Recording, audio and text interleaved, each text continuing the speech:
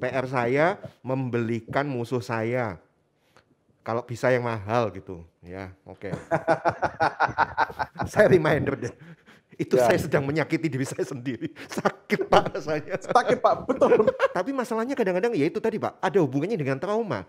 Kalau itu berkali-kali, kita jadi mikir, nanti saya disakiti lagi. Kalau saya mengampuni, nanti saya dianggap remeh. Bisa digituin lagi. Buanglah masalah pada pakarnya. Bersama psikiater Buat apa susah? Bahtera Yuda 96.4 FM. Ya buat orang Kristen sih katanya harus mengampuni 77 kali. Aduh, Yes. 77 kali 7 kali. Itu artinya kan unlimited gitu. Ya, Ya, betul. kita ini kan manusia masalahnya Pak ya. Tetap punya batas kesabaran gitu loh. Betul. Kalau saya sudah mengampuni tapi di bahasa planetnya digarai, dikerjain terus, cari masalah, terus digodain terus saja dengan kejengkelan demi kejengkelan. Ya, mana bisa ya Pak mengampuni ya. Saya pikir kok mengampuni itu satu perintah firman sih, perintah firman kita harus mentaatinya. Tapi kok kayaknya susah gitu dijalani dari semua perintah loh ini ya. Pak Agung, kali ini saya ngobrol dengan Pak Agung, psikolog ini. Kalau ranah-ranahnya begini nih, saya cocoknya konseling sama psikolog ini. Ini ada, saya perkenalkan Bapak Agung Kurniawan, psikolog ya. Beliau ini dari Gria Puli Asi, menangani trauma-trauma juga Pak ya? Yes, salah satunya itu Pak. Di Gria Puli Asi. Ya. Nah itu Pak, trauma loh Pak. Kalau misalnya kita pernah disakiti, ya sudahlah mengampuni ya sudah sekali gitu. Gitu lagi Pak. Itu kan kayak luka.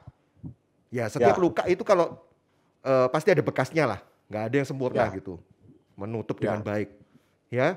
Kemudian belum kering Pak misalnya. Disayat lagi. Iya. Kayak gitu lah Pak umpamanya ya kan. Iya. Nah itu menyakitkan sekali apalagi kalau yang menyakiti kita itu orang Kristen Pak. Waduh, ampun. Tambah ya Pak ya. Itu menghujam sekali. Betul.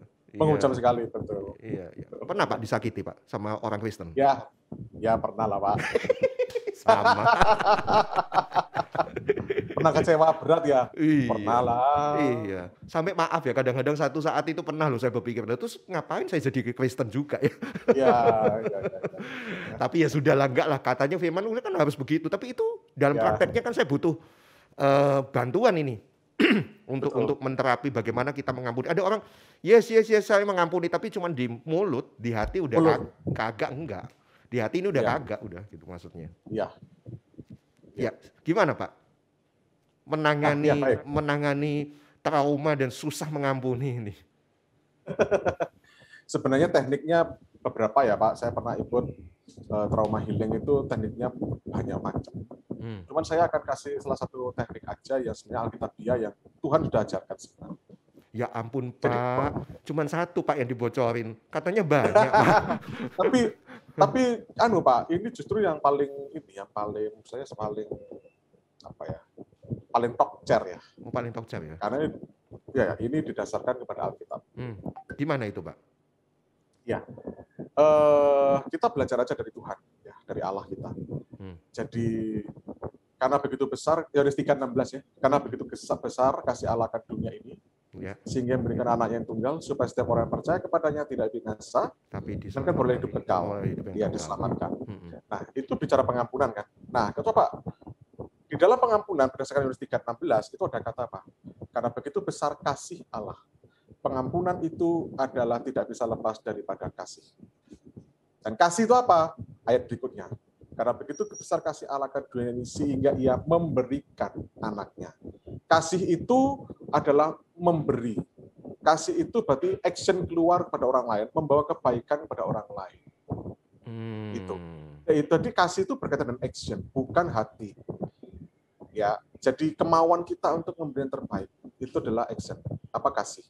Ya, yang kasih sempurna kalau emang ada hati juga. Tapi minimal kalau yang lebih diutamakan kasih adalah memberi action-nya. Jadi pengampunan tidak bisa lepas daripada kasih. Kasih itu adalah memberi kepada orang lain. Iya. Jadi, maaf Pak, saya potong dulu. Masalahnya Pak, bagi saya yang pernah ngalami waktu itu loh ya. Kasih itu nampaknya seperti kakan basa-basi Pak, kepanjangannya. Ya, maksudnya cuma sekedar wacana aja memberi. Kadang-kadang gini, oke, saya dituntut memberi kasih seperti Yesus gitu kan. Apa namanya memberi, pokoknya memberi kasih. Padahal sudah dijahati, padahal sudah dikhianati, ya sudahlah memberi, pokoknya memberi. Nggak menerima, nanya di mana kasihmu? Saya ini udah dari bela-belain capek jadi manusia, terus kamu begitu? Enggak kan, sama sekali nggak kayak gitu. Jadi dia memberi. Artinya mengampuni itu memang senjatanya adalah kasih, mengasihi. Karena kita merasa bahwa kita pun juga dikasihi seperti itu. Yes. Nah, tapi masalahnya kadang-kadang ya itu tadi Pak, ada hubungannya dengan trauma. Kalau itu berkali-kali, kita jadi mikir, nanti saya disakiti lagi. Kalau saya mengampuni, nanti saya dianggap remeh.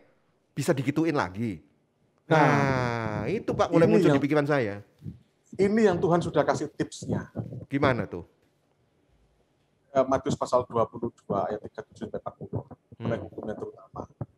Kasih kepada manusia didahului kepada kasih kepada Tuhan. Artinya, kalau kita fokus kita kepada Tuhan, maka otomatis fokus kita mengasihi pada sesama. Yeah. Tapi seringkali kita sulit karena traumatik berkali-kali, itu menunjukkan bahwa kita terlalu fokus kepada manusia. Manusia yang kita lihat, bukan kepada Allah. Jadi, saya itu akan mengasihi dia karena aku lihat Allah, bukan karena lihat kamu. Sekali lagi aku disakiti 2 kali, aku sakit, tapi aku lihat Allah lagi. Oh, Allah ya, Allah yang perintahkan seperti itu. Aku akan taat. Jadi itu Tuhan sudah kasih tipsnya. Kalau kita lihat manusianya, pasti 2 kali, 3 kali udah kacau, Pak. Sudah 3 kali pasti udah balas dendam kan. Terakhir ya, peng telu, awas. Awas kon. Pembalasan lebih kejam kon yo. Nah, itu. Gini. Apa perlu Pak terapinya itu saya lihat foto orang yang jahati saya, begitu terus pandang, nggak mau mandang kamu, mandang Allah aja gitu. Berarti kan masih benci Pak sama lihat foto itu, kan masih trauma. Yes, fotonya trauma. Nah, makanya lihat trauma. Terus? Tapi kan bukan lihat fotonya Pak, tapi kita mendoakan. Kata kita lihat Allah, kita berdoa buat dia. Itu memberi. Waduh. Salah satu dulu guru saya mengatakan adalah ketika kamu ditanya siapa yang kamu benci, dia sebutkan A, dia cerita pengalaman. Jadi kamu benci siapa? Ini A. Lalu siapa namanya ini? Ini. Seberapa kamu benci? Nomor 1 sampai 10. 10 semakin 10 kamu semakin benci. 9. Kamu pengen sembuh? Pingin. Yuk kita main drama dulu. Apa main drama? Bayangkan aku ini orang yang kamu benci. Sekarang kamu pergi kepada aku. Terus? Mulai dari jarak jauh, kamu mulai nyapa aku. Kalau dari drama itu sudah, berarti kamu sudah lebih siap. Oke, sekarang kita main sesungguhnya. Kamu belikan apa untuk dia yang terbaik? Waduh. Kamu bungkus dengan yang terbaik. Lalu, bawa ke rumahnya. Ya ampun. Itu betul, Pak. Itu guru saya, Pak. Itu guru saya. Iya. Dan, iya Pak ya. Itu kan guru, artinya trainer saya bukan orang Kristen kan, ya. Itu teknik umum kan. Tapi ternyata teknik umum itu sangat alkitabiah memang. Dan itu salah satunya, Pak. And it is work. Makanya works. Selesai langsung. Dia lebih bisa rasa bencinya tuh turun. Gitu ya. Dia memberi gift pada orang yang dia benci. Lah masa orang yang ngabisin duit saya tuh saya malah beliin dia gitu, Pak? Ya minimal doa kan, Pak, yang kita bisa berikan. Minimal kita mendoakan. Dan itu mendoakan dia itu salah satu hal yang sangat sulit kan. Makanya Tuhan Yesus ngomong doakanlah musuhmu. Kenapa musuhmu? Karena musuhmu itu pasti menyakiti kamu. Ya tapi doanya begini Pak. Tuhan kan aku biji matanya Allah. Tuhan engkau pasti lindungi hambamu dan engkau akan membela segala perkaraku. Engkau akan musnahkan orang yang merusak biji matamu. Gitu Pak. Masih benci.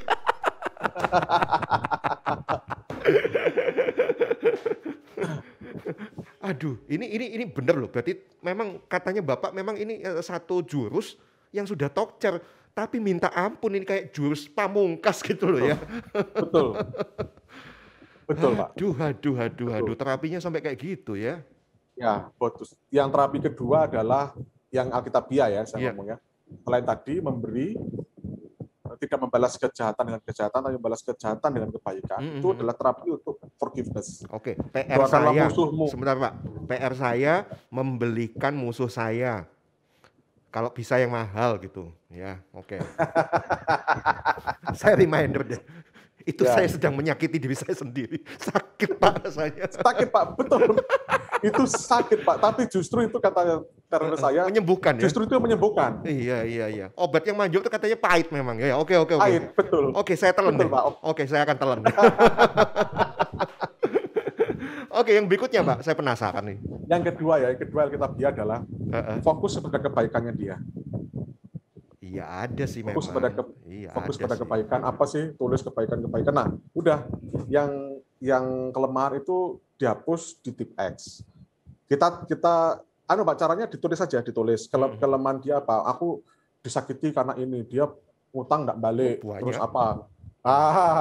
Tulis Pak, yang menyakiti saya, yang membuat saya sakit hati apa? Banyak. Tapi karena sebelahnya tulis juga yang membuat saya istilahnya bukan dapat berkat ya, tapi saya minimal hal positif yang pernah saya terima gitu ya dari dia. Ya, tulis apa? Tulis Pak. Nggak apa-apa sedikit. Setelah ya? itu sedikit tuh. Nggak apa-apa. Setelah itu Pak, yang tadi yang jelek-jelek tadi dihapus Pak. Dihapus. Ini sungguh Pak, dihapus. Ini dilakukan, dihapus. Iya. Itu Alkitabiah sih memang. Yesus juga melakukan itu. Yes. Kalau mau diruntut dosa saya sama dia banyak. Kebaikan saya sama dia cuma satu. Nggak lupa berdoa. Itu aja kadang lupa. Ya ampun Pak, caranya. Iya, itu namanya melupakan ya. Melupakan itu bukan lupa tidak diingat, tidak. Lupa itu memang sengaja menghapus, tidak fokus kepada, tapi fokus kepada kelebihan. Itu sudah pernah saya lakukan Pak. Itu pernah saya menterapi diri saya dengan orang tua dan dengan rekan pernah. Iya. Pernah. Serius ya bekerja ya itu ya cara itu ya. Coba aja Pak nanti. Terus setelah ditulis kelebihannya dia, doakan dia Pak. Doakan tiap hari kebaikan. Nanti kan kasih itu muncul dari diri kita. Iya. Kasih itu muncul. Kasih Karena pasti. intinya kita tidak memberikan makanan kepada si jahat kan. Ketika kita tidak memberi makanan pada si jahat, maka si jahat itu akan lumpuh dan mati. Maka kebaikan yang muncul kan gitu. Ketika kita memberikan kebaikan pada musuh itu sebenarnya kita tidak memberi makan pada si jahat. Seperti ini kanker nggak dikasih makan, mati sendiri. Maka yang muncul tinggal ini. Filosofinya kan sederhana itu Pak. Iya. Habis ini ambil gelar PDT Pak ya di depannya ya Pak ya. Ya. Speechless saya. Oke. Itu soalnya gini Pak. Gimana? Saya itu belajar psikologi itu mesti saya hubungkan dengan Alkitab Pak. Ternyata kaya sekali Alkitab itu ternyata. Dan itu benar-benar perkembangan ilmu psikologi yang sekarang itu tidak jauh-jauh dari Alkitab. Ternyata ya benar-benar ilmiah gitu Alkitab. Nah, padahal Bapak ilmu psikologi padahal bukan orang percaya.